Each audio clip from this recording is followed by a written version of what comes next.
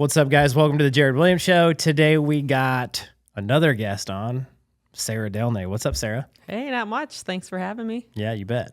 You like my intro? I like it. It was good. Specific. Super fancy. Great. Keep it easy. Yeah. Yeah.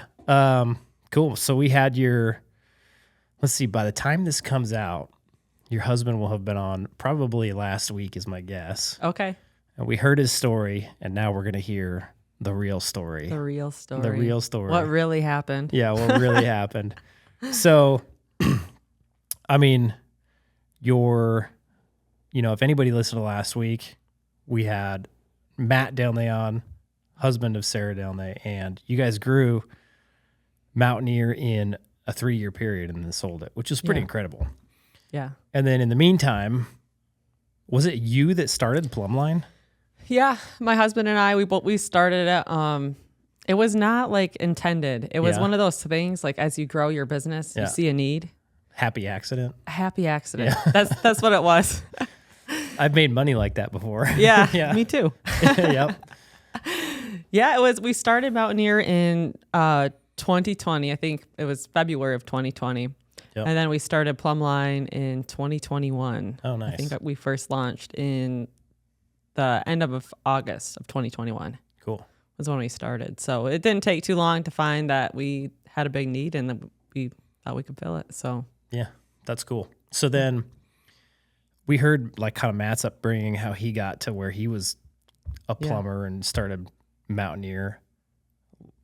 Tell me your story. Like where are you from? Michigan originally? Yeah. Yep. So Matt and I are both from Michigan. We grew up in the same town, went to the same high school actually. Did you guys know each other back then? We did. We had lockers next to each other. Did you think he was a doofus? Yeah. No. He always jokes that we never talked to each other because I was dating some kid in high school. Oh, okay. He was super jealous, so he didn't talk to me. No, I Gotcha. kidding.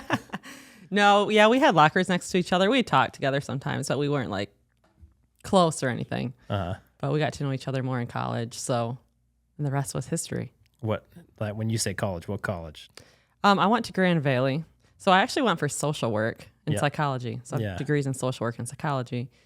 Never in a million years did I think we'd be starting a plumbing business. When we did, it was so odd. Yeah. It was kind of like most trade stories, right? People kind of fall into them. Yep. And that's really kind of what Mountaineer was for us too. Yeah. So you went to college, got a psychology degree. I know talking to you last night, or night before last, you worked as a social worker for a long time. Yeah. Yep. A social worker for like 7 years. I actually spent, my longest job was actually at a mental health hospital. Oh, dang. It's very interesting because I would work like the day shift. I would work the night shift. You learn a lot about people and more importantly, yourself, right? When you're working with people. Yep. So that was, honestly, it was a pretty fun job. It was, every day was different. Same people, different people, you know? So that was interesting. Yeah. And then I did like casework for a couple of years, which wasn't my favorite. It was mostly paperwork. Right. You know, but dealing with people, I guess I've always really liked. So a psychology degree, how well do you think that helped in your plumbing, and then Plumline? Yeah. So my main degree is in social work and then my minor is in psychology. But I guess really just the practice of working with so many different types of people, I do think was helpful, especially when you're dealing with like difficult customers, right? Right. Typically when you're in social work, no one's an easy customer per se. Yeah. Yep. So yeah, I would say it has helped, even just with patience with dealing with people. Yep. Right. With customer service, especially with a plumbing company, you know, when people call you for a plumbing issue, HVAC or electrical, whatever it may be, they're already having a bad day. Yes. You know, they're not having a good day. Yep. They're not happy to be calling you. And, you know, I was really already used to that. Yep. So for me, you know, it's just a different aspect of working with people. But yeah, I kind of think this is more fun. Okay. And then, so you go to college and you're married to Matt and you're working as a social worker. And then like, did you quit to be a part of the plumbing company or? Yeah. So actually we have 4 kids. So after we had our first one, I went back to work. After I had the second one, social workers don't make any money. So after the second one, it's Lesson like, learned. you know, to pay for daycare is going to be all a wash. So I ended up staying home. And I think when we started Mountaineer, our youngest was, 1. Mm-hmm. So, you know, we had 2 little kids. And then it was kind of like when we started there and I just started helping in the business from the get-go. Yeah. The way he tells the story is that you told him you guys are starting the business. Yeah. Is that correct? That is correct. Yeah. Why? Like, what made you do that? Like, how? Well, Matt would always, you know, Matt's always been a super hard worker. Mm-hmm. So he would always work like all these hours, I think for like a year, you know, because when we first got married, I was a social worker. He was a brand new plumber. We didn't have any money. Mm-hmm. So he would pick up like every single on-call, like every day. And he would do all these jobs. And I'm like, I originally wanted to go to school for business, and I really should have, because I'm always like, I like the numbers of things. I like to know, I like to make money. You know, I like to look at like and analyze things. So Matt would always be like, oh yeah, I just, you know, look at a typical plumber. He would call me in his truck, driving between jobs, like, oh yeah, I just did this and this. I'm like, well, how much was that? How much was this? And I'm adding in my mind, right? Like, how much money is he making the company? Oh yeah. Is what I'm thinking. How much money is he making this company? Because these are like, in my mind, we don't have any money. So like $500 is a ton of money. Yeah. You know, Yeah. Paychecks weren't more than that, really. Yep. So, you know, I'm always adding up the money. So when he came home that day and he's like, yeah, I don't have a job anymore. I think I should go apply. I was like, in my mind, I'm thinking all business owners are rich, right? Yeah. At this point in time, because we didn't have one. So you're thinking like, we're going to make money. well, because I remember thinking the exact same thing. I had this conversation with my brother. I was in his basement working on his water heater. And I was like telling him, man, I make my company this much money. I'm so tired of making other people rich. Yeah. And I was going through the math in my mind, just like you were doing, and going, I'm going to be loaded. Loaded. I don't even have to hardly do any work. I'm going to be Bathing loaded. in the money. Yeah. Yep. That's funny. Yeah. And that's what, you know, when you don't have a business, that's what you think of business owners. They're all rich. And I think that's what society tells us to think of them. Yep. Right? Yep. Rich people, bad. Right? Yep. They're keeping it all for themselves. But that's really what I did. I thought, oh, he's making this company X amount of dollars a year. This is what they're paying him. Of course, do you remember how much that was, out of curiosity? His company, in hindsight, was really cheap. And I feel like it was like $400,000 or something. That Matt was billing out? Yeah. Yeah. And looking back, I'm like, honestly, they were so cheap. I don't really know how they're still in business. Yeah. Because when we started out, like, it was quickly that we were like double the prices of them, right? Yeah. But in my mind, I'm like, dang, that's a ton of money. And he was a brand new plumber, essentially. Drain cleaner. He was cleaning drains mostly. Yeah. So, you know, in my mind, I'm like, he could go work for someone for X amount of dollars, or we could do it and we're going to make $400,000 ourselves, right? Yeah. But yeah, I was like, he's like, man, I'm thinking, should I go find another job, or should we? I'm like, no, we should just start our own thing, right? Yeah, and that's what he did. And I think he kind of told the story a little bit of like that day we got on Vistaprint, printed off the cards, and his job at the time was like he was in a plumbing company that worked for property management companies. So we got in our minivan with our 2 kids, drove around to some of the apartment complexes. And some of the rental property management, or the rental owners, I guess, and like handed out business cards. Did you get any work from that? Yeah. Did you? We did. Yeah. From a few of the places we did. Was it worthwhile doing? Yeah. When you have nothing, anything's worthwhile. Yeah, I guess so.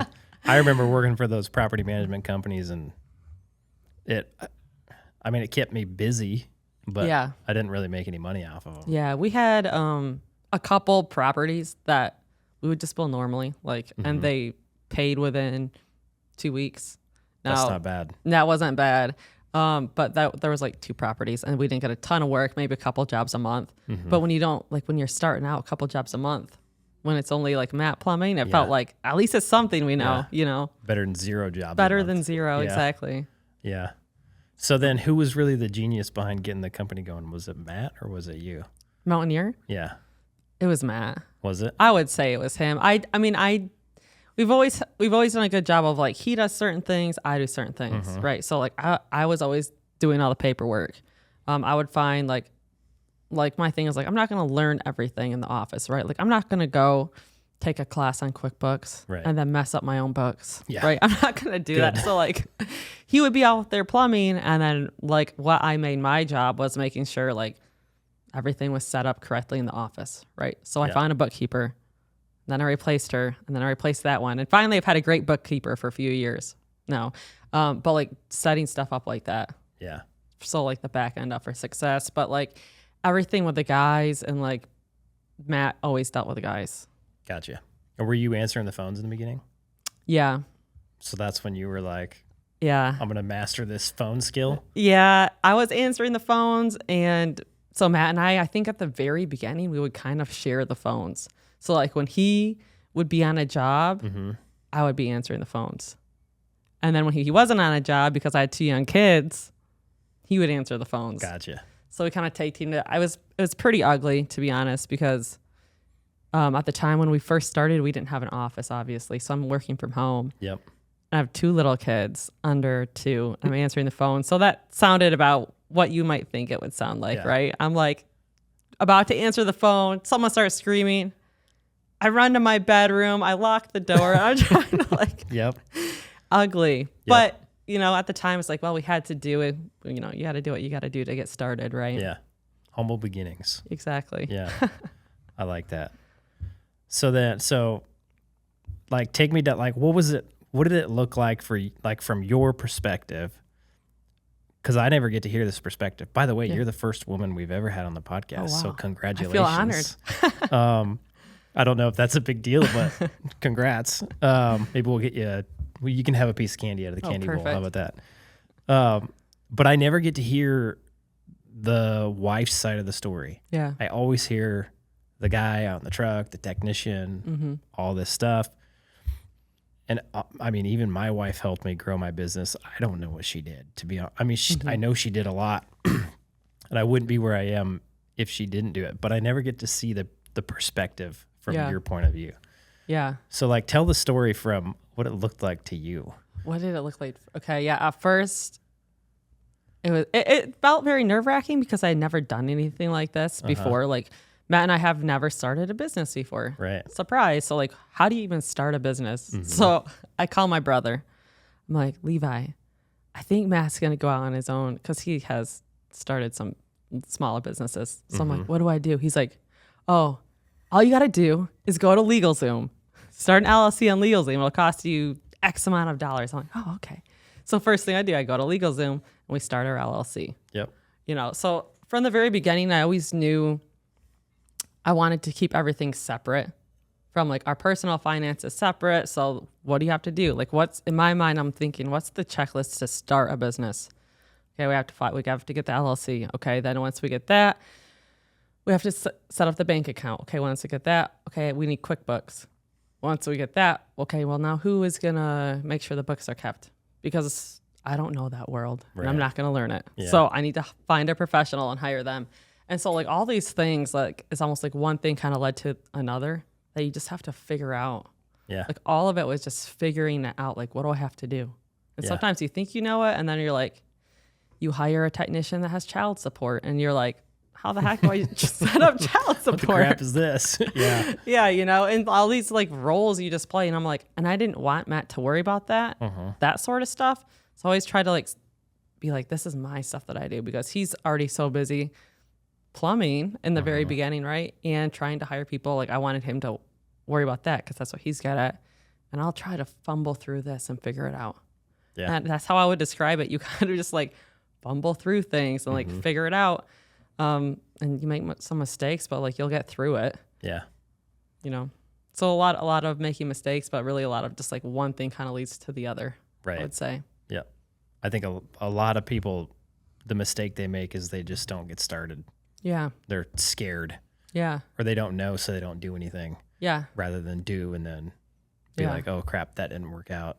Exactly. And then fix it. Yeah. Yeah. And I think sometimes too, when you're at a point, like for us, it's like we have nothing to lose.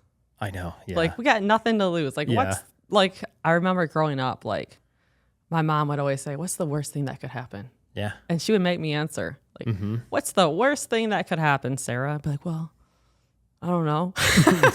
And typically what you realize is it's actually not that bad. No, I still play that game in my head today because I feel like I have a lot more to lose, but in reality, like the worst that's going to happen really isn't that bad. Yeah. Even to this day. Yeah. It's like, we'll figure, I mean. Yeah. Like for me now, it's like all my stuff is paid off. I almost have less to lose. Yeah. I just have to go get back in like worst case scenario, I go get in a truck and make some money. I heard a quote one time and it was like, your worst thing that could happen is someone else's everyday life. It is. Yeah. The worst thing that could happen is you go get a 9-to-5 somewhere. But guess what? Yeah. That's everybody else's life every single day. I mean, probably the absolute worst that could happen is you go bankrupt. Yeah. And then you have to get a job. You get a job and you recover from it, or you start another business and life goes on. It's not like you're going to starve and die. Yeah, exactly. I mean, you might lose some comforts that you have currently, but it's not that bad. Yeah, and I think when you realize that, there's actually freedom. Oh, yeah. Like, oh, yeah, okay, I can try something. Yeah, I can take on this risk now. Yeah. Because the negative outcome isn't that bad. Exactly. Yeah, totally. Exactly. So then, you start Mountaineer and you're taking care of the office stuff. Who was the one that was pushing on the business? Was that a co-effort or is that, and like, did you guys butt heads at all with that kind of stuff? Never. Did one of you, like, was one of you like, I'm going to risk it for the biscuit, and the other one was like, no, let's play it safe? Or I feel like we both, like at the time, I feel like we both would be like, let's do it. Let's risk it. Mm-hmm. But in different ways sometimes. Mm-hmm. Like Matt would be like, oh, let's hire another guy. And in my mind, I'm like, well, that's a little too risky. Like, and then I would be like, well, we need to up our prices. And in his mind, like that was a little too risky at the time, right? Yeah. So like we did butt heads. Of course, at times we butted heads, but we just came down to is like when I would be like, I don't think we should hire this guy or like another guy. Mm-hmm. Or he'd be like, well, we need Sarah Lanes. Like, okay, Sarah, I'm dealing with the guys, you're dealing with this stuff. And it worked really well. Yeah. So that's what ended up happening is like, I'm dealing with all the office stuff. Like, don't come in the office and look over my shoulder because, and I'm not going to go out there into your meeting and I'm not going to talk to the guys. Yep. And that's kind of how, like, I know some people like they operate differently, but that's what worked for us is like, I made the office kind of my baby. And then Matt was always, like working with the technicians. And as the company got bigger, he did come into the office more because like I never did the price book. Right. Like he always built out the price book and all the stuff for the technicians, but on the other side was kind of like my job, I would say. Gotcha. Yeah. Did you go through and like set prices? So there's one time I did. So typically Matt did the price book. He would run like our rates, like what are we charging per hour, and then put it into the price book. And I was the one paying the bills. Yeah. And so I would be like, Matt, well, when we first started a company, I'll backtrack a little bit. I think we started at like $125 an hour. Yep. Like we're gonna be living now, right? $125 an hour. And then we ended up, of course, going higher and higher. But I remember at one point, it's like, okay, we have all these bills. We just increased our marketing budget. We increased this. We hired some more guys, whatever else it was at the time. And I was looking at our hourly rate and I was like, Matt, this has got to go up. It's got to go up like $150 or whatever it was. It was like over $100 at the time. Mm-hmm. And it seemed like a lot. Do you remember what you were at and what you went to? I want to say we were at like 250 and I feel like it needed to go up to like 400 something. I feel like I remember you guys talking about this. And he was like, I don't want to do it. Like, it just seems like too much at the time. Uh-huh. But like, also like I'm paying the bills again. Right. Yeah. So I'm like, oh, we have to, we have to do it, And, so one night I stayed up late and he went to bed and I got in the price book and I upped all of our prices. Nice. And I'd never done it before, but I watched him do it. Yep. So I was really hoping I wasn't messing it up. There was a chance that, he got up in the morning and I really screwed it up, but it worked out. And so the next day, I think I did it on a Sunday night and he always did Monday morning meetings with the guys. So he goes in, he does the meeting And I didn't say anything. And then like it was the first job of the day. And one of our technicians went in and they sold a kitchen sink clog. Mm-hmm. And what was like, geez, I want to say it was like $2.99, went up to like $4.99 or something, something crazy like that. And he sold it. First job of the day. Yep. And Matt was like, oh my gosh. They did it. And we sold like 3 of them that day. Just that. So you are the genius behind the company. Just that one time. just that one time. My wife would, Christelle, you know my wife. She's always paid the credit cards and done like the banking stuff. Yeah. She still does it for all the companies today. Yep. And I don't even pay attention to it, which is like I look at the P&L, I see the profitability. Yep. I have no idea how much money is in the bank. Yeah. It was probably bad because I push real hard and then she'll come to me and she'll be like, Jared, whatever you're doing is not sustainable. Stop. Like you're going to run out of money. And I'm like, we'll be fine. We'll be fine. Yeah. But it always ends up working out. Somehow. Right. Yeah. At the end of the day. Similar roles. Yeah. Me and Christelle, we work terrible together. Yeah. Because we never figured out how to stay in our lanes for the longest time. Yeah. It was really my fault. I would give her something to do that was totally outside of her lane, not in her world at all. And then she would come and ask me for help. And I knew how capable she was. Yeah. And I would be like, hey, I would get mad at her because I'm like, I know you're capable of doing this. Why are you asking me for my help? That's why I gave it to you so you could do it. Right. And she'd be like, geez, you're a giant dickhead. And I was a total turd. And she was just trying to hang out with me during the day, asking for my help. We never worked well together. We finally figured it out eventually. And it was very similar. Like, okay, this is your lane. This is my lane. We don't cross paths. Paths. And anything outside of that, we hire out. Yep. If it's not my lane or your lane, we're finding somebody to hire. Mm-hmm. Yeah. I think that's the best way too. I think so too. I mean, something similar that like both you and Matt said I didn't know how to do that, so we hire it out. Mm-hmm. That's not like where did that come from? Because like when I grew up, we didn't hire anybody. Yeah. Like we did everything ourselves. So we didn't know how, we figured it out. Yeah. Yeah. We didn't really like growing up in my family too. We didn't really hire anything out, but I think honestly part of that is like I had previously mentioned, like at the time we had 2 little kids. Like, I like physically did not have the time. Right. Like if I had no kids, maybe I would have tried to learn QuickBooks. Yeah. Like I didn't have the time. And I actually think that turned out to be like an advantage we had because it's like I have to be so efficient with my time. Yeah. And you can only do so much with your time when you only have so much time, right? So like everything else that I can't do, I have to hire out someone else to do it. Yeah. And I was okay with that. Yeah. It worked. It worked. Obviously, yeah. Yeah. So then you guys are a grown mountaineer and you get, let's see, a year in and you're starting Plum Line. Yeah. Tell me more about Crazy. First I'll say I never imagined, this was never like in my mind to do, right? So yeah, we were like a year in and then found out a year in after starting our business with 2 little kids, found out, surprise, I'm pregnant with twins. So perfect, right? Yep. Especially since I'm answering the phones. Yep. And Matt and I are sharing the phones, and I'm like, oh my gosh, this isn't gonna work. Like I can't answer the phones. Like you really shouldn't be answering the phones. So, real quick, how long before you guys hired like your first? Yeah, I was just gonna mention that. So I think once I found out I was pregnant, we hired our first CSR for the company. Because like, okay, I was very sick. I was like, I can't answer the phones. And that by this point, Matt was busy. Like he was busy plumbing. So we hired our first CSR, which was great. I was like, oh, so happy. Like I don't have to answer the phone. I don't have to worry about that, you know. Yeah. But what we found is we have one CSR for 8 to 4. Yeah. Well, then what? What happens after hours? Well, we wanted to catch every call, right? Because we're still a growing company. We want to grow. So after hours, it's still Matt or I answering the phone. Yep. Right. And on the weekends, like you can't afford to just let those calls fly. No. If those calls are flying, you're just losing money, right?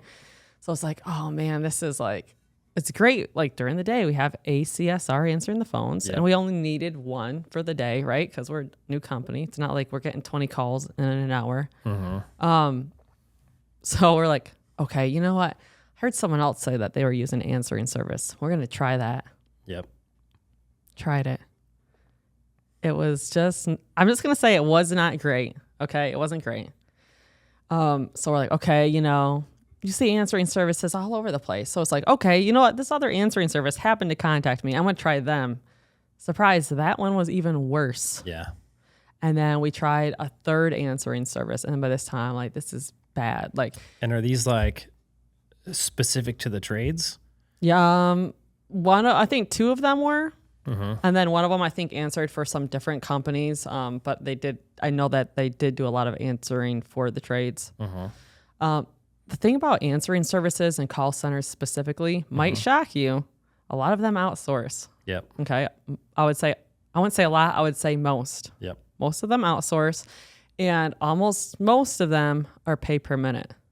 And what I quickly found out when we were trying out these answering services, pay per minute, think about the business model for a pay per minute company. What do they want to do? Stay on that phone as long as possible. Yeah. So essentially, I would listen to these calls, right? Because I'm like, I need every call booked. Yeah. We're a brand new company. I can't let these calls slide. When you're listening to the calls, you realize this is a pay per minute company. You're only paying them however many cents a minute, right? Yeah. Seems like a great deal until you realize this literally happened.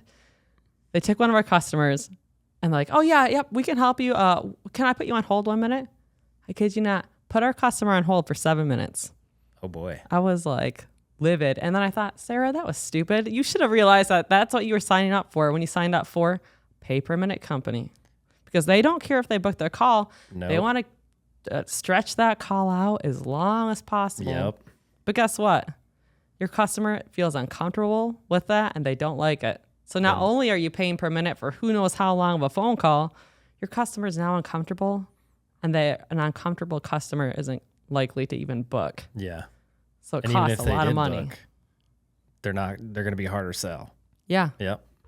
Exactly. The last straw, after we tried like 3 different answering services, this is when we decided we were going to start our own, because we needed one, right? Because again, I'm about to have twins and we can't do this. So you're literally starting a company while you're pregnant with twins? We didn't start it then, but this is when like the idea came in our mind. Because by this point, I think I was about to have them. Well, so we started the company, started working on the beginning of the company when the twins were 4 months old. So right before this, what the last straw was, we had signed up with another answering service because I'm like, there has to be a good one out there.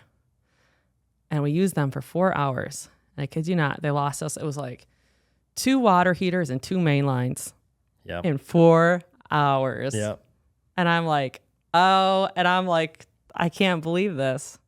Like, yeah, maybe they sound cheap, pay per minute. Maybe the minute is 1 cent. Yep. But how much did that just cost me? Cost me 2 water heaters and 2 main lines. Plus some minutes. Yes. Yeah. Which were like our top tickets, right? Yeah. And I remember after those 4 hours, we literally were like, we're switching back to this other answering service, which was slightly better. But at least someone was answering the phone, right? And that's when Matt was like, we have to do something. We have to start our own. Yeah. And then we had the twins. And then it was like 4 months later, we started working on starting our own. And then we started it in August of 2021. Did you have the idea right off the bat to charge per booked call? Yeah. Yep, we did. Because we wanted there to be value in every single dollar that people spend with Plumline. And what value is there when someone answers the phone? Well, there's really no value with someone answering the phone. Right. There's a lot of value when someone books a job. Yeah. I always say, like, anyone can answer the phone, but not anyone is going to book the job. Right. And when you do like a pay per booked call, it ensures that your customer, like our customers, find value in every dollar that they spend. Plus, it aligns the incentives of the person answering the phone and the person paying for the service. Yes. Yeah. Exactly. If I've learned anything over the last few years, it's been aligned incentives are very powerful. Yes. Yeah. Yes, because our CSRs, with them, they want to book the calls. Yep. It's not about keeping customers on as long as they can. It's about, hey, let's have great customer service and let's book the calls for our clients. And that's always what we train on. Yep. So how did that, like, walk me through how you started that company? Yeah. Because, like, I could tell you how to start a plumbing company. I could never tell you how to start answering service. Yeah. So I found someone that was already working with us. I said, hey, you want to come on this joint venture and work on it with us, you know, and you can help run it, because she was already our office manager at Mountaineer. Super smart. Yep. And so we worked together on finding certain things, like softwares. So we do different software demos for call center. It's just for call center software. And so we did a lot of that stuff. We found the correct software, and then we moved on from there. But it was really like starting from the very beginning, like finding the correct software, literally Googling call center software, because we didn't know anything about it in the beginning, right? It's a whole new thing. All we knew is that this is like a huge need in the trade. Customer service overall is generally terrible anywhere you go. Yeah. I don't want to say in the trades, it's even worse. I think so. It's bad. So like, it's like, okay, we're going to figure this out, because I think it has to be done. I think we're at the point where it has to be done. Yep. Really, for even our own company in the beginning, like, we need this. Mountaineer needs this. Yep. And so we step one, what's a good software we can use, you know? Step two is like finding people that know that software. Yeah. And so a lot of, like, I think sometimes building business that you're like a little bit unsure of, or like even maybe your plumbing business, is finding key players that maybe already know it, and find that if you can find them in the beginning, it's super helpful. Also, people that they don't have to know everything, but they don't have to know how to do everything, but they have to have the know-how. Like, they have to figure out how to figure it out, right? Yep. They have to want to figure things out. I was just talking to one of my guys this morning of the difference between good and great. The good employees need the steps to get there. Yes. The great employees, you can give them the outcome you want. And they make it happen. Yeah, they'll figure it out. And that's been my secret to success. I've had a few key players that I could give an outcome and they make it happen. Yep. And it's awesome. And you'll pay those people whatever, right? It doesn't matter. Yeah. I'll pay them whatever I have to. Yeah, because those people make such a big difference in your business. Yeah. I mean, to have people like you can have a couple people like that and it will totally change your business. Yep. Totally. Yep. 100%. It's worth every dollar. If you can find people like that from the beginning of your business, number one, you're super lucky. Number two, you better keep them. So when I find people like that now, I think to myself, what kind of position or company can I create just to keep them in my wheelhouse until someday I find a good fit for them, because they're so incredibly rare that I want to hold on to them because they're so valuable. Yep, exactly. So, so the person that helped start it, helped us with like Plumline, was our office manager at Mountaineer. Gotcha. She's super smart. She knows how to figure things out. That became evident very quickly. Yeah. And then so she's actually our COO at Plumline. Nice. She helps with the daily operations and stuff like that. But like we kind of like, you can see potential in people. Yeah. You know, or you can see these people they might not realize it, but they have a mind for business. Yeah. And maybe you realize that more than they do. And those people are super valuable. Yeah. Yep. And so if she had a mind for business, obviously. And then what I found is like, I have those people, but they don't have the risk tolerance for business. Yeah. And so they are more than willing to come and be a part of what you have going on. Yeah. And apply their mind to it. Absolutely. And help you grow. Yeah. You have that position for them, and they don't have to take on the risk, but they get to use their mind, and they get to help build something cool. Yep. That's cool. And they like that. Yeah. So then what did it look like after that point? So we started, when we started Plumline in 2021, we started it, I think we started off with 10 employees, because we're 24/7 coverage. So to start an answering service or any company that's 24/7 coverage is hard. Yeah. Because you have to be fully staffed, and you know how hard it is to hire for a company that essentially doesn't exist yet. Yep. I have to line everybody up. I have to hire everybody, get their training dates set before the company has even taken a phone call. Yeah. And even with employees, it's hard to find those employees that will take that risk. Yeah. That they'll say, okay, I'll come and work for you. We don't have a website barely yet, you know? Yep. A lot of them would say, because at the time I was doing the interview, and they're like, yeah, I couldn't find anything on you guys yet. I'm like, yeah, we're working on it right now. Yep. We don't even exist yet, basically. But, you know, and once we found those people, we took our company, first day of Plumline answering the phones, right? We told our CSR, take 3 days off because we're only answering for our company this day. You guys had like a launch date? We had a launch date. Cool. So we set a launch date. This is the day we're launching. Super nerve-wracking. Yeah. We haven't used a software before. This is not like a soft launch. This is like, hey, we're launching with our own company. We have to figure it out. Yeah. Like our CSR, we gave her 3 days off. So if this is really screwed up when we launch this morning, we're losing our customers for Mountaineer, right? Because we're doing it for Mountaineer. And sure enough, the first phone call comes in, something happened. It's like, oh, dang. Okay, we got to fix this. Second phone call, and then we're figuring out the software and stuff like that. Well, by the end of the first day, things were actually, I would say, running pretty smoothly. That's cool. But it's like we took all the risk. Yeah. Like all the risk was on our company. Like, yes, Plumline's answering, but it's like answering for our company. So if the software is messed up, we're not getting, our plumbers are also sitting around, you know. So, but now you have 10 people answering phones for one company. Yeah. Like that can't math, does it? Math does not math. No, yeah. And was Mountaineer paying Plumline at the time? Yeah. Technically? I said, Matt, you're going to pay me. Double. Yeah. We're going to charge you double. Yeah. I did always make sure Mountaineer paid, actually. So, yes. I had to double think back on that.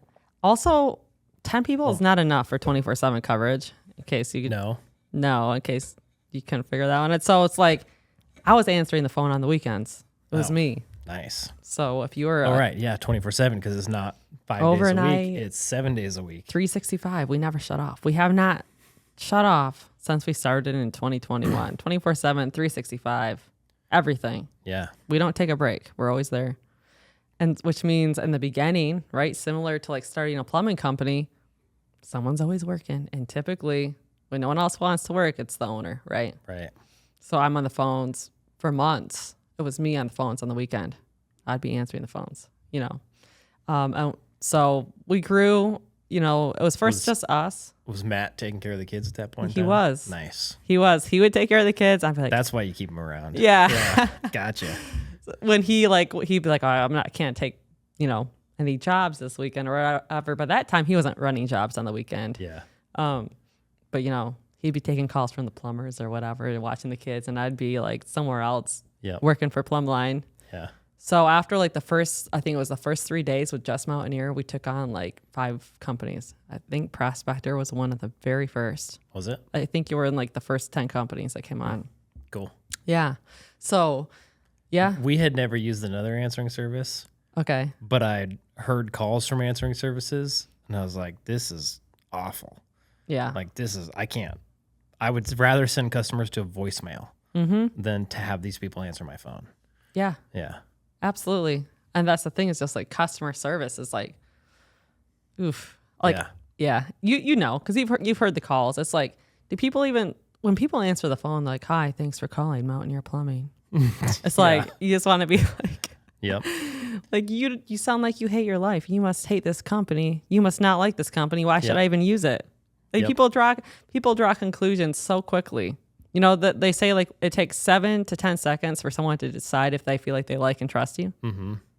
Like, what can you even say in 7 to 10 seconds? Not a lot. Not a lot. So how do you sound saying it? You know, and that's what we always train on, like with our CSRs, is like, you got 7 to 10 seconds for someone to decide that they know, like, and trust you. Have some enthusiasm when you pick up the phone, right? Yeah. Have some enthusiasm and smile. Yeah. People can hear a smile through the phone, right? And it sounds so basic. And it really is basic customer service, but people don't do it. No. And if you can just do that, like if you're a CSR that's listening to this or a plumbing business owner and you're like, my CSR is booking 30%, 40%, 50%. You already know you have a big issue. Yep. But just listen to the calls like, does that CSR even sound happy? Yeah. Right? Yep. Do they sound happy? Do they sound confident and competent? Yep. If you can do those 3 things, you're good to go. Good to go. Yeah. So how big is Plumline now? How many CSRs do you guys have? We have, I think, 50 some 50 some. CSRs right now. Cool. Yep. 24/7. 24/7, 365. Is that a nightmare to manage? No. It's not? No. So I'm more interested in the business side, but Yeah. for people listening, we should probably eventually talk about actually how to answer your dang phone and the consequences if you don't. But Right. so you got 50 CSRs and then you have 1 COO. Mm-hmm. And how many plumbing companies do you answer the phones for? Yeah, I think right now we have 130 some plumbing companies. 130 some plumbing companies. And Yep. does that scale well? Like, do you have to add, like it's like you've got all these people to answer the phones. Do you have to add people at the same rate at which you get clients? Good question. Or does it scale nicely? Yeah, that's a good question because everybody wants to know, like, I've had people ask me, like, how many CSRs do I need per technicians? Yeah. And I say in my mind, that's the wrong question because the real question is how many phone calls are you getting? Right. Right. So we take different companies. We have some companies that use us for all their phone calls. And some companies we book 150 calls a week for them. Right. That's a lot of phone calls. It's a lot of phone calls. Yeah. And then some companies we book 2 calls a week for. Yeah. So, and then we go through that when we do, like, if you were to go and do like an inquiry call or info call with Plumline, we'd ask, like, how many trucks do you currently have? You know, and that typically can tell us what we need to know, right? Yeah. If we're onboarding like a company that's like 8 to 10 trucks, that's going to be different than a company that's running 50 trucks. Right. So that will actually tell us quite a bit about staffing. We also do like call forecasting. We can see everything about like our metrics and stuff like that. Yeah. Which is pretty cool. So I on my end, I always try to overstaff versus understaff. Mm-hmm. You know, I'd rather have CSRs sitting around a little bit more. Mm-hmm. So like when the calls come, they get them versus trying to optimize every, you know, hour with them. Right. Yeah. So do you guys, like, do you care who you take on? Like, will you take on pretty much any company that needs phones answered? Yeah. You know, like regardless of size? Yeah, we'll take any size company. We are just trade specific. I've actually had people ask me, "Will you answer for like whatever?" It's like, no, we're for the trades. You know, we're built for the trades. So we work with we have pool companies, we have electrical companies, HVAC, obviously plumbing companies, right? Yep. We'll work with pest control, whatever, anything Nice. basically in the trades. Yep. Is what we work with. How many pressure washing companies? Oh, I think you're the only one. One. Cool. One pressure washing company. We will take another. Dope. That's cool. So I think it's cool that you got into that, and it's cool that it's like when you had this business, like you had this up and going, and I imagine it was going pretty well when you sold Mountaineer. Yeah. And so did that make it a much easier decision to sell Mountaineer because you already had Plumline going? Was Plumline, like you have a plumbing business and you have an answering service, did one seem more attractive than the other? Yes. Yeah. Okay. I'm just curious because, and is it, because what I find like with a lot of guys is they get into business and they think it's really hard. And some businesses are harder than other businesses. And like, man, I can't remember who it was, but he would say it's not so much how hard you row, but the boat that you're in. Mm-hmm. And so, but what I find is they're in this plumbing business and they're dealing with these problems. Yeah. Then they look at something else and the grass is always greener on the other side. Yeah. And rather than fix their problems, they jump ship to something else. Mm-hmm. But in your instance, Plumline was the better boat. I mean, I feel like maybe this is a trick question. I would say, okay, this is what I would say. You thought it was the better boat? I would say they were both good boats. I would say one carried more stress. Yeah. And so like if you're already carrying like so much stress, which one do you want to sell? Yeah. Like in our case, it's like, okay, plumbing business is, I honestly think the plumbing business is so complex. It is. It's so complex because you have like You have to be really good at marketing, or you at least have to have that mind and find the right marketer, right? Yep. You have to be like customer service trainer. Yep. Like Matt was always training the guys on like, how do you Yep. talk to people? Right? Yep. Stuff like It's that. very Like, annoying. there's like 100 different facets to a plumbing company. Whereas like with Plumline, it felt like it was more streamlined. Yeah. Like we do customer service. Yep. That is what we do. We want to be the best. I just did a meeting last week. It's like, we don't want mediocre customer service. We want to be the best customer service. Yeah. That's what we focus on. And so it's like, to me, it's easier because it's like one focus. Yeah. Where plumbing is like, you have customer service, you have plumbing, you have all the technical things. Yep. All that, so many different more facets to that. So I personally like business. If you want to talk about the business side, I like this side better. I think for me, it's easier to streamline. Gotcha. How do you feel about women versus men CSRs? Okay. I think women, it seems like women have a little bit easier of a time sounding more enthusiastic. Yep. If you know what I'm saying. Like they sound a little bit more emotional. It's a little easier. This is generally speaking, right? Because I have to say that because I'm a social worker by trade. Generally speaking. Yep.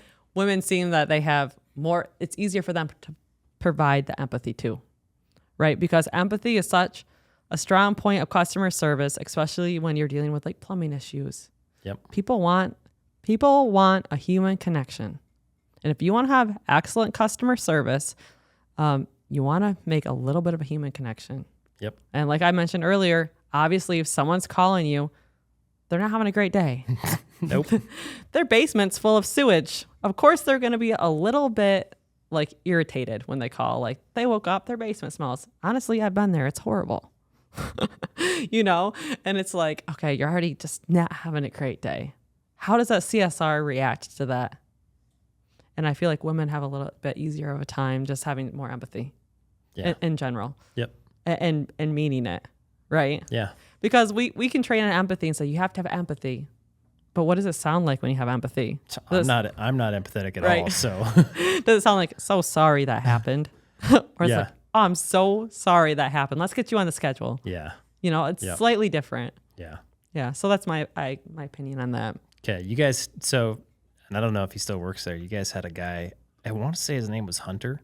Hunter. Does he still work for you guys? Hunter is a real estate agent now. Oh man, he was awesome. People loved Hunter. Yeah, he was great. He was great. He was great. And you know, the thing about him too, and I do think this is with CSRs in general, I think he's a general people person. Yeah.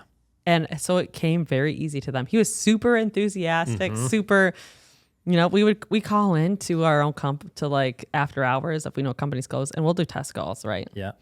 So we would call just to hear him. Yeah. Like, I know. I don't know if you remember this, but we came to visit you in Michigan, and I brought one of my CSRs with you, or with me. She had a alter ego. Her name was Rhonda, and she would call just to get Hunter and play this Rhonda figure to see how he would react to these like really odd situations. Yeah. And she would record them. Yeah. And come in the next day and be like, checked out this call I did with Hunter. and they were like, he did awesome every single time. And they were the funniest calls. Oh, yeah. Yeah, they were great. Yeah, that's so funny. Yeah, when he started with us, he's like, I just want to let you know I'm working on my real estate agent, like my licensing. I'm like, that's fine, because he had a great personality. Yeah. He was super good on the phones, too. Yeah, he was. He was super good. I don't think you guys were the only ones that did that. No. No? I thought it was funny. So she created a whole nother Facebook page for this person. She would go on like Prospector's social media and stand up for Prospector, and it was pretty funny. It was good stuff. Like if you knew it in the background and you saw her posts, they were hilarious. Oh, that's so funny. Yeah. Okay, so let's get into like the technicality of like actually answering the phone, but like a lot of these guys, they're number one, they're answering the phones themselves, which is probably the worst thing they could do, I would imagine. Because like you said, they're not going to have any empathy. Yep. They're busy. They're probably missing calls. Yep. And obviously there's a cost to missing calls, right? Have you guys ever ran like do you have any data that's like, hey, if you're properly priced and you're spending X amount of dollars on marketing, every call you miss is... Yeah. Yeah. Is there any data on that? So I was actually slightly different, but I was just looking the other day at all of our companies, right? So on average, most of our companies, some companies use us for all of their calls, right? Most of our companies use us for overflow. They already have a CSR, right? They use us for overflow, after hours, and weekends and holidays. So on average, per company, we're booking like 10 calls for the company. So let's say you're a company, let's say you already have your CSR. You need someone for just overflow and after hours. Say you're missing 10 calls a week right now, right? Yeah. On average. Yep. Like for my data, you're missing 10 calls a week, right? Yep. What's your average ticket, right? Yeah. If your average ticket's $1,000, Yep. you're missing 10 calls a week, you're missing $10,000 a week. That means you're missing $500,000 a year in revenue. Yep. Because what? Because you don't have anyone for overflow and after hours. And it's such a simple fix. And that's why like with Plumline I love, because I like to think about Plumline as like a partner in growth. Yes, we are customer service and we're answering the phones, but it's so simple that if you're catching every call, you will grow your company much quicker. Oh yeah. Because you're already paying for those calls. Yep. Now you're just paying for nothing. Like if you miss them, you're just paying for what? Yeah. You're just losing. You're just burning dollars. You're losing money. Yes. And if your average ticket is $1,000, it should be higher. So those numbers should be better, actually. That was for easy math. Yeah. So not only are you missing that revenue, but it's also costing you marketing dollars if you don't answer those phones. Absolutely. Yeah. That's interesting. Yeah. And the other thing too, like if you say, well, you know what, I'm not getting calls for after hours and weekends because I'm not marketing as a 24/7 company. I'm only a 9-to-5 company. Yeah. Then it's like, oops, that's even worse. Yeah. Start marketing 24/7. Market 24/7 and have someone to answer the phones 24/7. And this is where like a lot of like smaller companies, I think, tripped up because they're like, I don't want to send my guys out after hours. I don't want to send my guys out on weekend. It's like, well, fine. If you don't want to do that, book for the next morning. Yeah. Just do whatever you can to capture those calls. And what we found, and we had Mountaineer, is there was a lot of weeks we booked more calls after hours than we did during hours. And why is that? Well, because a lot of people in Grand Rapids, when we were doing it, were 9-to-5 companies. Guess who was one of the few 24/7? Yep. And we didn't run our guys after hours, but we'd book them for the next morning. Right. Yep. We did the same thing. Yep. What would happen to us, even with the pressure washing company, we'll stack our week by booking calls all weekend. Yep. Monday and Tuesday are going to be full, but we're going to start moving those people into later in the week when we have less call volume. And that's actually how we make the most amount of money. Otherwise we get to the end of the week and we don't have enough calls to run. Yeah. And if we can stack them all on Monday and start moving them over, all of a sudden now our whole week is full. Monday mornings at Mountaineer were always my favorite. Yeah. Always my favorite because I knew Plumline had been booking all weekend. So we were going to go on Monday morning and we'd have 16, 25, 30 jobs on Monday. And I loved it because it was like, I wasn't answering the phones. I come into all these jobs on Monday morning. Yep. The guys had places to go. They didn't have to sit around the office or the shop, Yep. And they could just go out. And you're right. And then Monday morning gets booked up because we would always book for the same day. Yeah. And so Monday morning gets booked up. Our dispatcher would move them to the next day. Now Tuesday's full. Yeah. And that only happened because Plumline was booking all weekend for Monday. Right.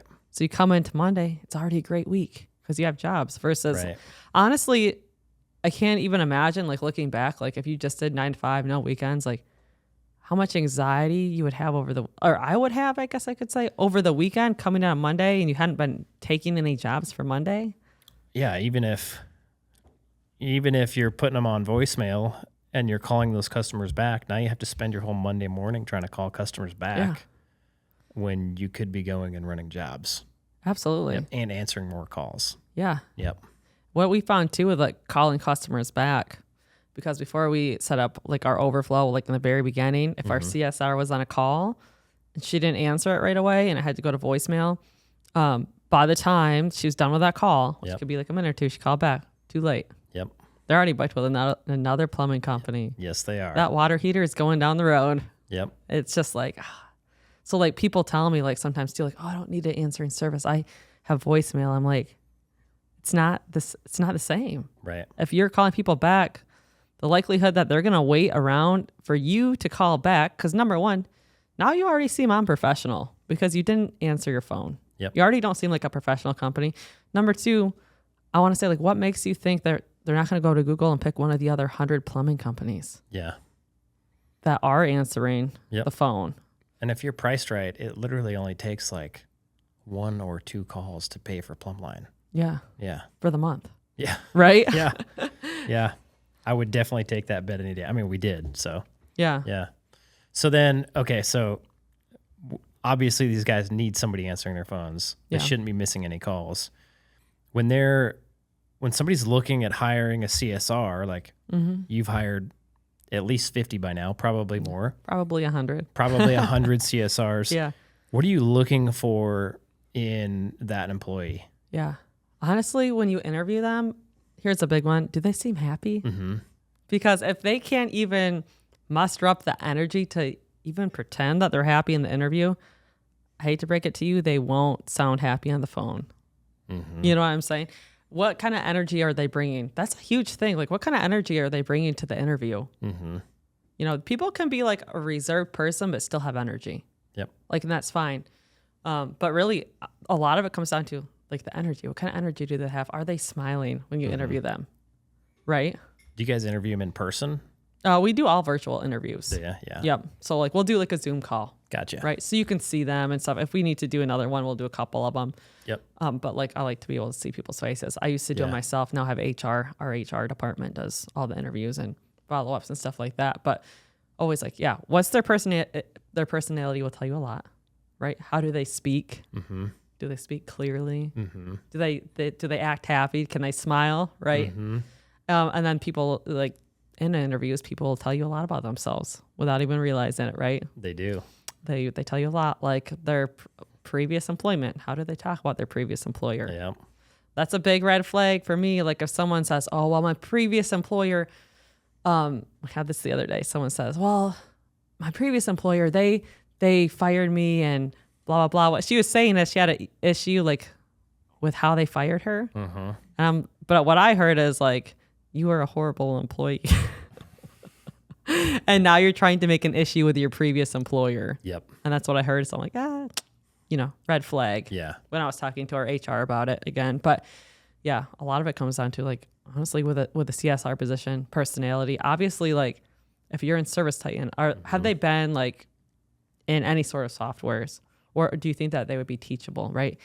If they're just CSR, it's pretty simple. It's pretty easy. All they have to know is how to book the job. Yep. Right. And our CSRs, they get training and they're trained in like 10 different softwares.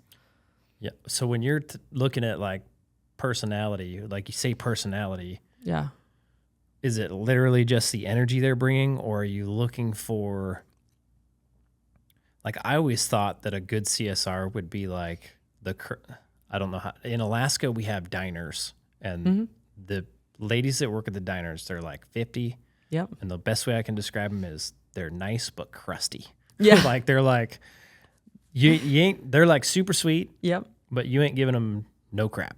Yep. Like they ain't taking nothing from you. Mm-hmm. But yet the experience is great. Yep. So they're in control of the thing the whole time. Yes.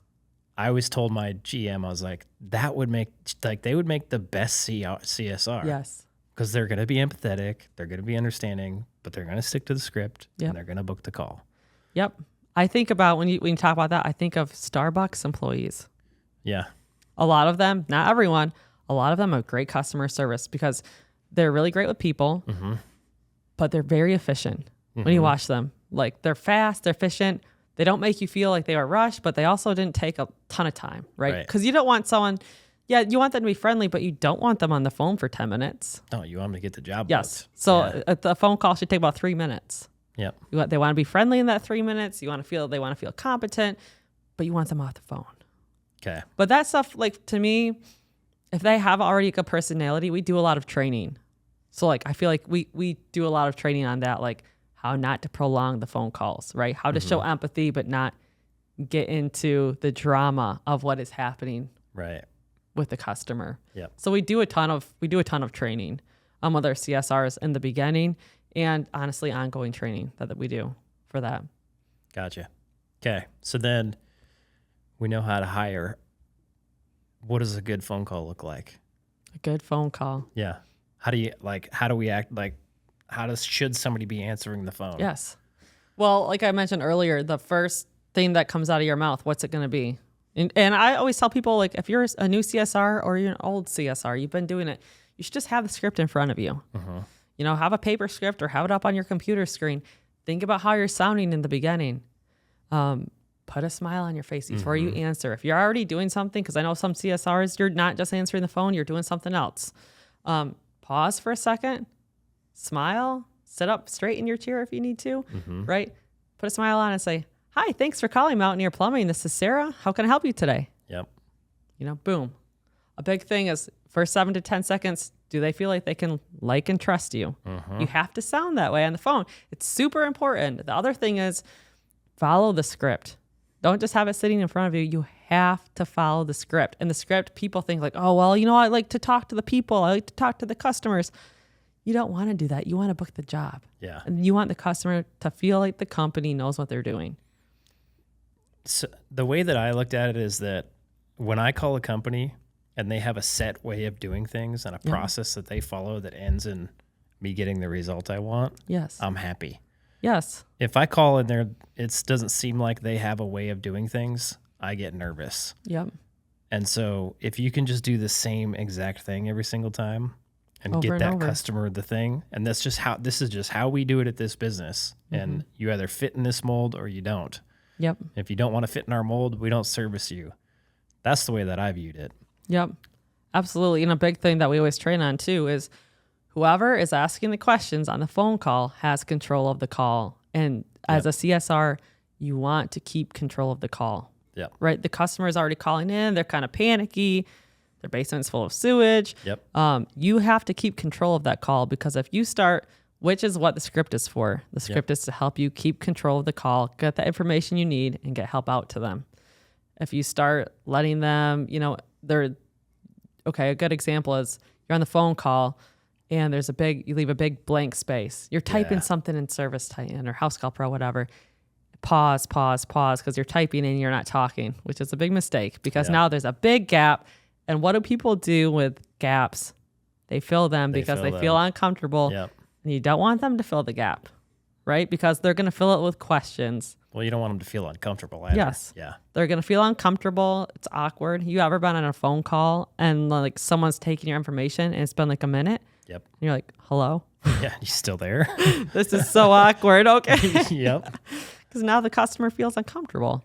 So I've had lots of awkward conversations with companies, probably about 99.9% of the ones I call. Yeah. It's an awkward phone conversation. Yeah. And I don't get it. I don't know why people don't train on that. It's huge. It's huge. And I don't know. I've had the same experiences where it's like sometimes you call in and you feel like you're an inconvenience. Yep. And you want to be like, in my mind, whenever I have that happen to me, I want to be like, if the owner was answering the phone, they would sound so happy that someone called their business. Yeah, they'd be stoked. But for some reason, they haven't transmitted that down the pipeline. Yep. You know, and I will say, like, I think a CSR is the most overlooked and undervalued position in any trades company. Yes, I 100% agree with you. Yeah. Guys are so focused at the tail end of technicians selling the work, and they'll put all their resources and they'll buy sales training and pay guys more. And then at the beginning of their business, at the front end, they're just money's just flying out the door. It's insane. I feel like having a good CSR, making sure you have every trades business should have an overflow and after hours and weekends. Even if you say, oh, I'm going to do weekends in-house, whatever. I don't care. You should have something set up for overflow at least. Or what happens when your CSR calls in sick? You have to have something set up so you never want to miss a phone call. Yep. Because how much is that phone call costing you? Number one, for the marketing. Number two, the opportunity cost. So I've actually done this before.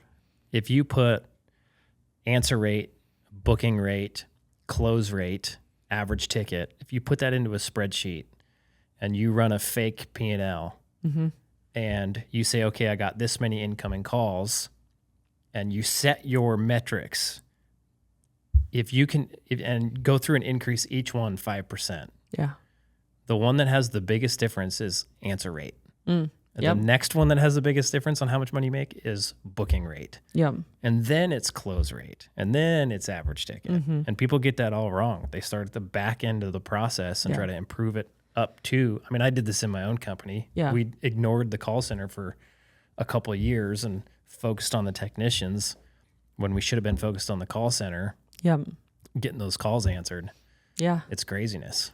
Yeah, because what good is a 5% higher ticket when you're losing out 20 jobs a week? Exactly, It's like, oh, great, 5% higher ticket, but I lost 20 calls. You could have 2 more technicians running around Yeah, creating that same average ticket yeah, and triple your revenue.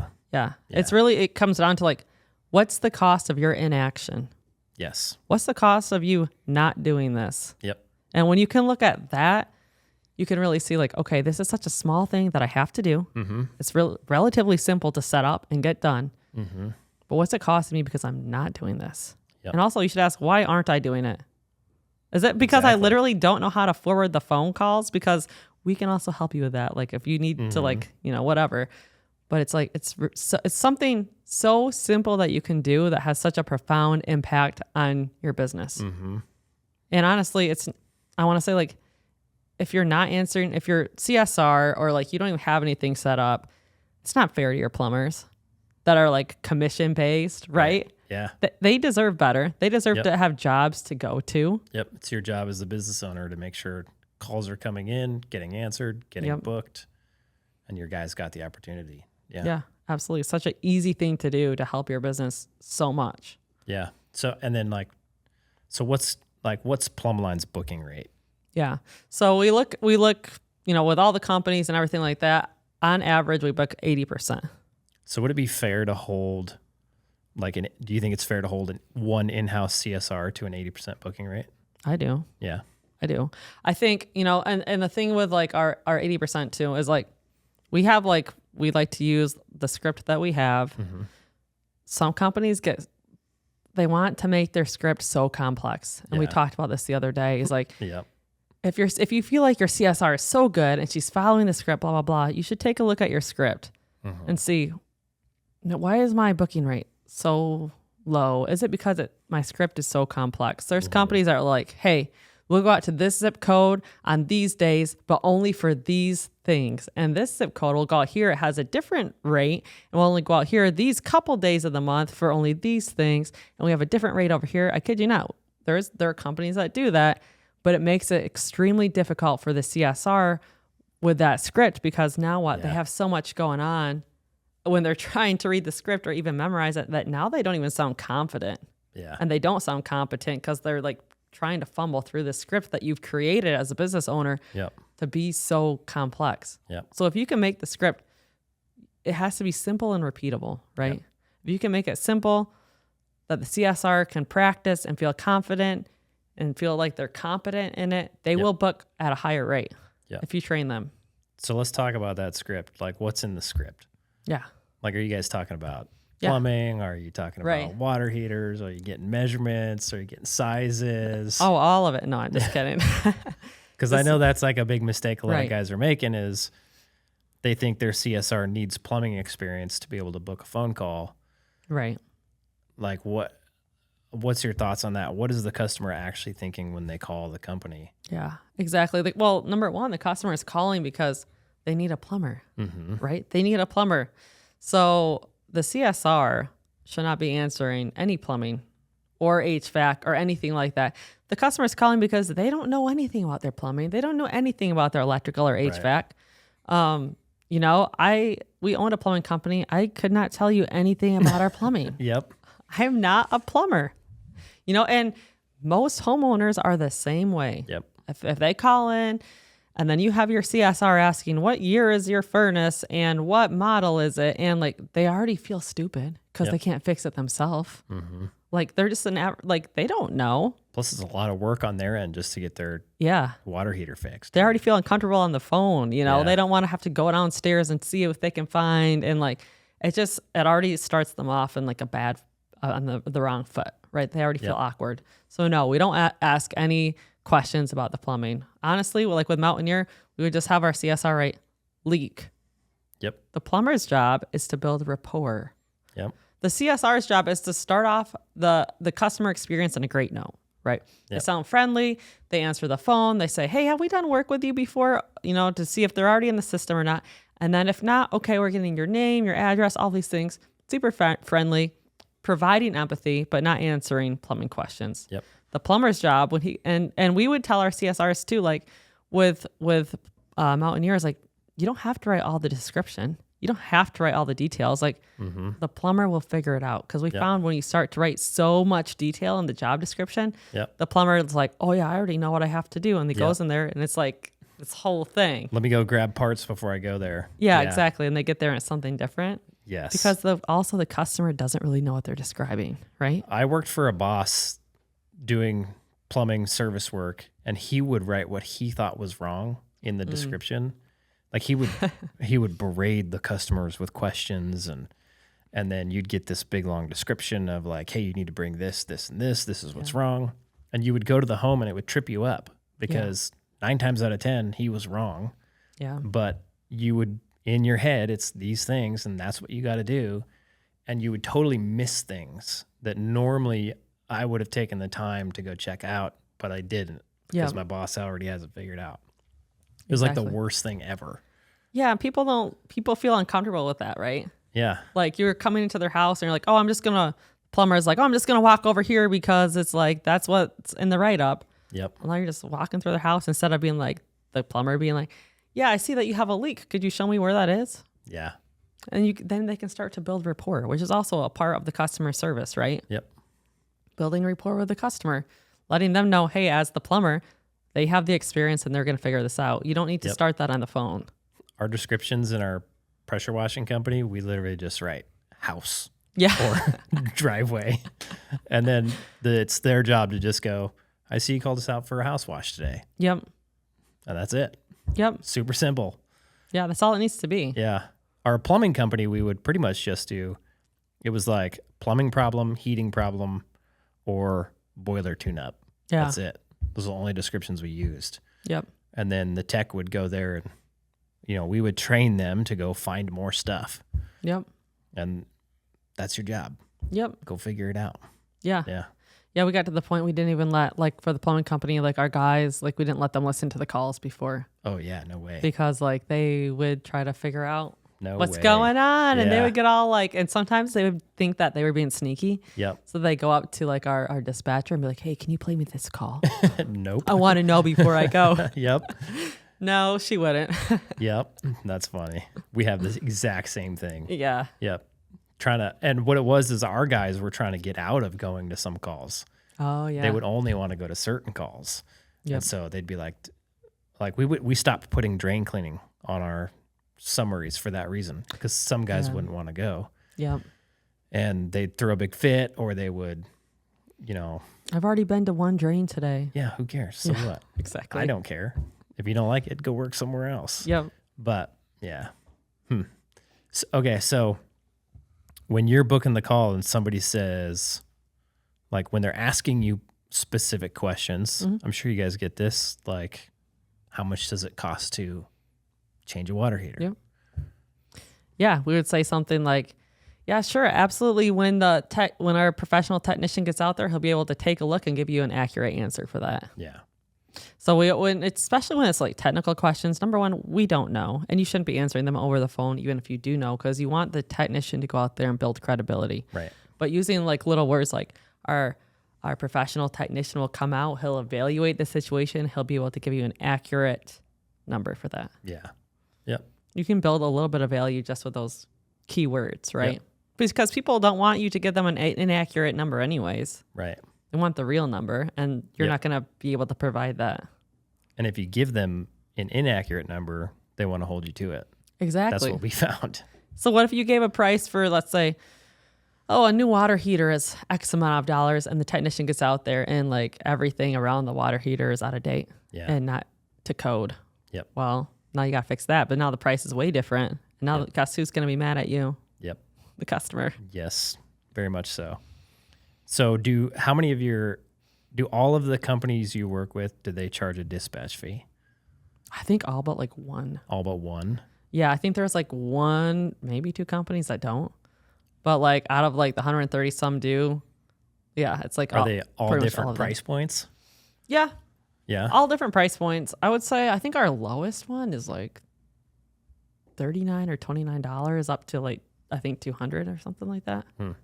All different price points. What'd you guys do at Mountaineer? We did 80, 97, or I think it was $97. Yeah. Yeah. So we were always like right around 100. Yeah. Yeah. And that's what like too, like with training your CSR, especially if you get someone that hasn't been a CSR for the trades before, what a secret thing that can affect your booking rate too is if they believe in that. If they believe that it is okay to charge the diagnostic, they have to believe it. And so like with our CSRs, it's pretty simple because we just tell them it's the professional companies charge a diagnostic or trip charge, whatever you want to call it. Yep. Professional companies do that.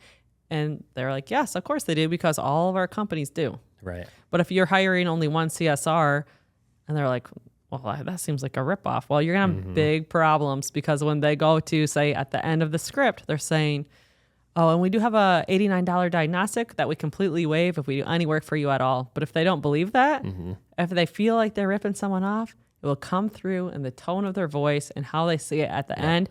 And then what does that do? It invites objection to the customer. Now the customer doesn't believe that they should pay it either. Yep. Right? Or that it, not even that they're going to pay it because they're probably going to have work done, but that should even be a thing, right? Yeah. So that's a big one for CSRs as well. Does everybody that has a diagnostic, is it that same kind of method where it's waived if you do any work today? I think all but like a couple companies do that. Almost everybody waives if there's work. There's a few people that don't, but like I think they have like larger travel radiuses, maybe more rural places that they just charge basically because they have to drive. But most companies waive it with work. When we went in to the market, there was one other company doing that. Everybody else gave free estimates. Yeah. And they were $200 to come out and it didn't get waived. And then we came in at, I think we started at 49 and then we went to 96, I think. Yeah. And we would waive it. Yeah. And they quickly dropped theirs too. Yeah. I think they tried to undercut us when we were at 96 and put it at like 89. Yeah. And we'll waive couple it. of bucks. But we went in and like that company is almost non-existent to this day because we took all their customers. But yeah, their downfall was not how much they charge. It wasn't their diagnostic fee. It was literally their customer service was horrendous. And the quality of their plumbers as well. Yeah. Just why we took over the market. Yeah. And the customer service thing too is like, even if you book someone the first time, say you fumble through the call, you're like, oh, got them booked. Was your customer service so good that they're going to call back? Or was it like just mediocre enough that next time they're going to try someone else? Right. Like I think I had mentioned the other day, like we got a new HVAC system at our house in Florida here. And called a big reputable company, whatever. They put it in a couple of years ago. We've had nothing but issues with that thing. I mean, they have been out like 8 different times. And I'm thinking, why do I keep calling the same company out? And we've had so many issues. And I'm thinking about it. I'm like, because every single time we call, their customer service has been great. Yeah. The customer service has been great. I never question that when I call, someone will answer the phone. They'll be polite and they will get me on the schedule. They come out quick. So I keep calling them back. Yep. Even though our HVAC system keeps having issues. The technicians are nice too, but like I think they finally fixed it this last time. But it's like, it makes me think, like I keep calling them back because I get great customer service every single time. Would you use them again? I mean, probably. Yeah. Well, it's hard because like I know that they're going to answer the phone. And honestly, when we went to get our first HVAC system, so I'm not used to like the Florida HVAC prices. They're way higher. They're different like units than they are in Michigan. Are they? Yeah. And they're actually higher priced? Way higher. Oh, wow. HVAC at our other house, we could get them for like a third of the cost than down here. Oh, so crazy. the first time I got the first quote, I'm like, wow, that seems outrageous. I called another place. No, this is like the normal for down here. Their systems, like I guess because they run all year round, basically. We're in South Florida, so. Does your one in Michigan, does it have AC in it? Yeah. Our house? Yeah. So these HCs, I guess they're different or something. I don't know. But anyway, it seemed like a lot of money. So I called around. But the customer service, when I called, it was like obviously the owner was answering the phone. Yep. And I already didn't like that because I felt like, well, if I have an issue, are they even going to be around to come back? Or will they even answer the phone for me to come back? Yep. So I went with what I felt to be one of the larger companies because I know they're going to answer the phone. So if I have any issues, someone will come back. Yep. Okay, I got to ask you, were they the cheapest? No. Interesting. They weren't the cheapest. And actually, one of the other quotes I got from was like the guy across the canal. I can see his truck every day. But I'm like, he personally answered the phone. I see his truck sitting there all day. Like it just seems like a smaller shop, you know? Yeah. And I wanted someone that felt professional. And it came down to the way that they answered the phone. Yeah. So you went for the best value, not the cheapest company. I did. I went for the best value. Yes. That is something that most plumbers don't understand. Yeah. Yeah. Yeah. It felt like the most professional company. And I felt safe with that. Yep. I felt safe with going with a professional company. Yeah. Because if I did have an issue, that they would still be around. In my mind, that's what I was thinking, you know? Yeah. And they're actually going to show up and probably get the problem fixed and the job done. Yeah. Yeah. And not be a giant pain in the butt. Exactly. I had a guy, when I first moved down to Florida, in our backyard, we had like 2 concrete pads on either side of our back door. Yeah. And it was like this weird thing. And we wanted to get some hardscape, like a hardscape patio and fireplace put in. Mm-hmm. And so we must have called 20 or 30 different contractors, and only one of them answered their phone. Yeah. And then this guy comes out in this old, rusty, junky pickup truck, and he hands me his business card. His hair's all over the place. And I'm thinking like, this guy's going to rip me off. Yeah. Like I don't trust him whatsoever. Yeah. And he gives me a quote for his patio. He sits there on a piece of paper for a little bit and gives me a quote for the patio. It's $12,000 to put this patio in. And I don't know if it's a legit price, if he's hiring some Mexicans and then marking it up. Like, I know nothing. I don't even know what kind of stone he's going to put in. I don't know what kind of design he's going to do. Yeah. And I ended up hiring him because he was the only one I could get a hold of. Yep. And there's no professional hardscape companies here in Pensacola. Massive market if you guys want to start a business. And so it turns out this guy, literally, he just hired, I think they're Colombians. This big group of Colombians comes in. They knock out my patio in like 6 hours. They bust up the concrete. They haul it all out. They dig up the earth. They put in some sand. They do the whole thing. Yep. And it looks fine. But I bet that guy paid them a few $1,000s to put that in. Yep. And probably made pretty good money putting in my hardscape. And the whole time I'm like, I'm wondering if there was a professional company, I almost bet I could have got it done cheaper. Mm-hmm. And it would have been probably more legit at that point, right? I don't know. I just remember like looking at that guy and thinking the fear that I'd never experienced anything like that. Like it wasn't necessarily fear, but the uncertainty that this guy was going to do a quality job versus if he would have showed up in a wrap truck with a uniform on, I would have been certain that my patio was going to get done at a fair price, even if it was more expensive. And it would have been the same people showing up doing the work. And even if it was the same people showing up and doing the work, the whole experience, I would have felt there would have been so much more trust on my end and I probably would have paid more at that point even. Yeah. And been just as happy with it. And there could have been better companies out there, but they didn't answer the phone. They didn't answer their phone or they don't market one of the two. That's a big problem here. Nobody markets their companies. Yeah. Strange to me. It's super strange. Yeah. It's very, very, very, very odd. Okay. We got like a few minutes left. Yeah. Can we run through a phone call? Sure. Yeah. Okay. Yeah. I'm going to call you. You be the CS. I'm not going to I don't have my script in front of me and haven't answered for like a year, but we'll do it. Okay. Well, we'll give you a little bit of grace. Okay. I'm calling you for a plumbing problem and you can answer the phone. Hi. Thanks for calling Mountaineer Plumbing. This is Sarah. How can I help you today? Yeah, I got a leak under my kitchen sink. Oh, I'm sorry to hear that. Have we done work for you before? You haven't. You haven't? All right. Can I get your name, please? Yeah, it's Jared. Jared. Is that spelled Jered? Correct. All right. What's your last name? Williams. Williams. Perfect. All right, Jared. And you said you have a leak under your kitchen sink? Yes, ma'am. Okay. All right. I will put that in. And can I have your address, please? Yep. It's 333 North Davis Highway. All right. It's 333 North Davis Highway. All right. Great. And I'm looking on the schedule and I have an opening today between 8 and 12. Does that work for you? That does. That'd be awesome. All right. Yep. I will put you on the schedule and then you will receive a call or text message when the technician is on the way.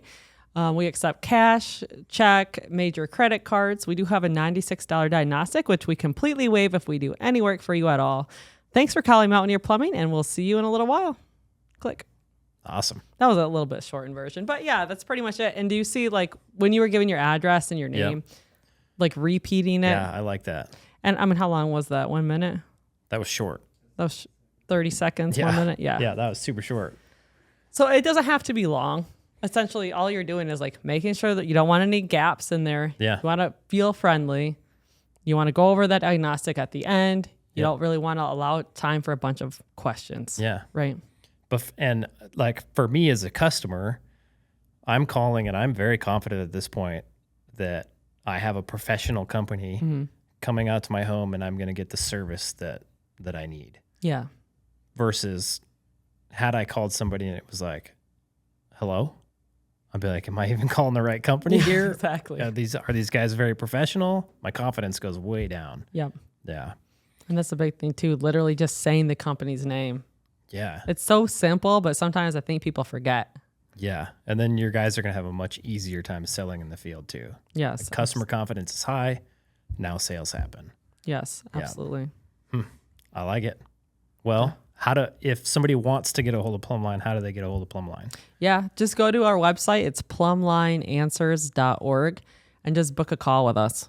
Cool. So we'll call and we can talk about your business and then we'll go over pricing and answer any questions that you have.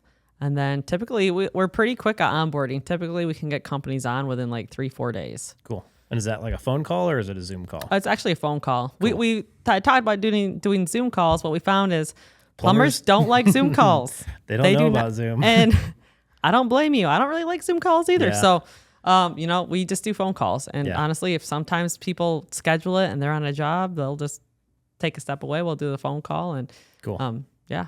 Pretty simple. Cool. I like it. Yeah. Okay. I think we'll call it a day. Yeah. Sounds good. Perfect. Thanks for being on. Appreciate it. Yeah. Thanks for having me. You bet.